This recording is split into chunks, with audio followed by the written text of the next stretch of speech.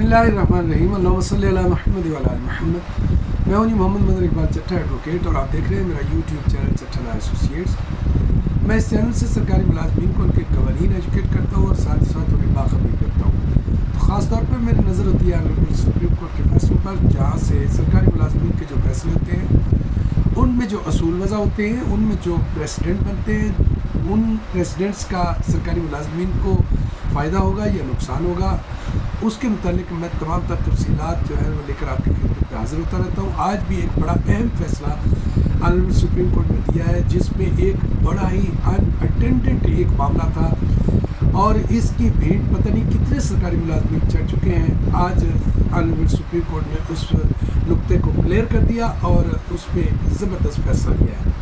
आपसे गुजारिश है कि आप अगर मेरे चैनल पर नए हैं या आपने मेरे चैनल को अभी तक सब्सक्राइब नहीं किया तो काइंडली से सब्सक्राइब कर लें। अगर मेरी वीडियो को समझे कि ये फ़ायदा मंद है सरकारी मुलाजमीन के लिए तो इसे लाइक और शेयर ज़रूर करें। तो सबसे पहले तो मैं इसकी टैगलाइन आपको जो पढ़ के बता देता हूँ, उसके बाद मैं इसकी वजाहत भी कर दूँगा। सबसे पहले इसका नंबर नोट कर लीजिए। CPLA नंबर है 712/2024। ताज़ा तरीन फैसला है, सर्विस मैटर है अगेंस्ट सर्विस ट्रिब्यूनल्स, यानी सर्विस ट्रिब्यूनल के फैसले के अगेंस्ट ये फैसला दिया गया है। इसका टाइटल है Arsalan Ahmed versus federation of Pakistan through secretary ministry of commerce government of Pakistan Islamabad and other. इसमें ये फैसला जो है वो आमतौर पे 3 जजेस देते हैं, लेकिन इसके ऑथर जज जो हैं वो मिस्टर जस्टिस मोहम्मद अली मजहर साहब हैं।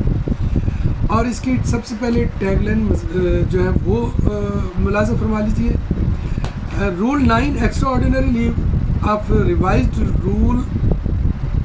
Leave rules 1980 if the period of absence was treated as EOL whether the major penalty of dismissal can be punished. The competent authority treated the period of absence as EOL. The adjustment of EOL with retrospective effect is not a punishable but a medium for reconciling two extreme situations.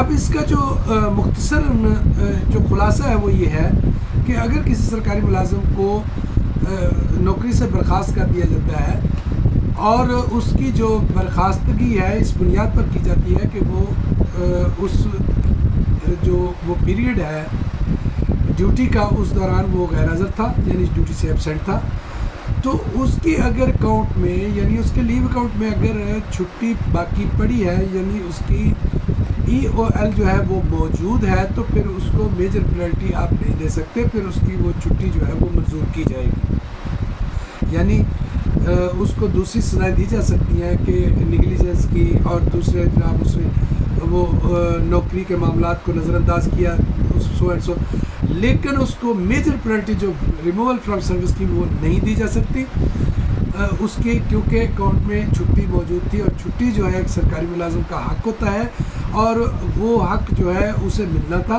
अगर वो उस हक़ उसको इस सूरत में दे दिया जाए तो ज़्यादा बेहतर होगा। और अदालत ने ये रूल आउट कर दिया कि जिसके अकाउंट में छुट्टी होगी उसको जितने पीरियड की उसकी छुट्टी है उतने पीरियड अगर वो गैर हाज़िर रहा है और उसको फिर रिमूवल फ्रॉम सर्विस की आप सज़ा नहीं दे सकते। इसका मतलब ये नहीं कि उसका ट्रायल नहीं हो सकता, उसके खिलाफ प्रोसीडिंग इनिशिएट नहीं की जा सकती, लेकिन सिर्फ और सिर्फ सब कुछ किया जा सकता है, सिर्फ और सिर्फ उसको रिमूवल फ्रॉम सर्विस नहीं किया जा सकता।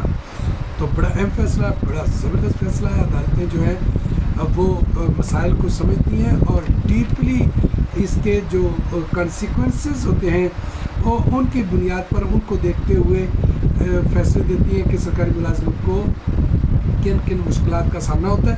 बहरहाल ये फैसला जो है ये एक बड़ा अहम फैसला है और ऐसे कई सरकारी मुलाजमीन हैं जो इस एब्सेंस की वजह से नौकरी से बर्खास्त किए जा चुके हैं। और हाँ, यहाँ मैं एक बात और वजाहत से कर दूँ कि इसमें जो कानून डिस्कस हुआ है वो END रूल्स 2020 यानी END रूल्स 2020 इसमें डिस्कस हुए हैं, क्योंकि अगर पीडा एक्ट उस पर लगता तो पीडा एक्ट के तहत वैसे ही 1 साल की जो है वो बताया गया है उसमें कानून में कि 1 साल से اگر اس کی کم ہے ایبسنٹ کا جو پیریڈ ہے تو اس کو بھی ریموول فرام سروس نہیں کیا جا سکتا.